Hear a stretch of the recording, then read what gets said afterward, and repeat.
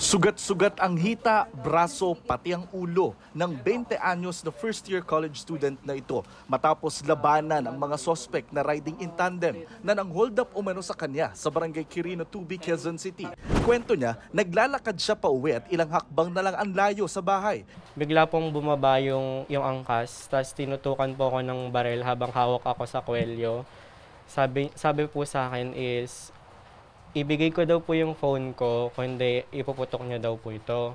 Pero nakipaghilahan ng bag at cellphone ng estudyante. Nung pasigaw na po ako, bigla po akong sinuntok sa sikmura. Hinampas ako ng barel sa ulo, tapos tinulak po ako patalikod. Wala mang CCTV nakatutok sa lugar kung saan siya hinold up. Nahagip ng mga kalapit na CCTV ang pagtakas ng mga hold-upper na walang nakuhang gamit. Sabi ko sa kanya, next time, pag gagawin pa uli sa ito, ibigay mo na. Yung cellphone nandyan, anin ko yung cellphone mo.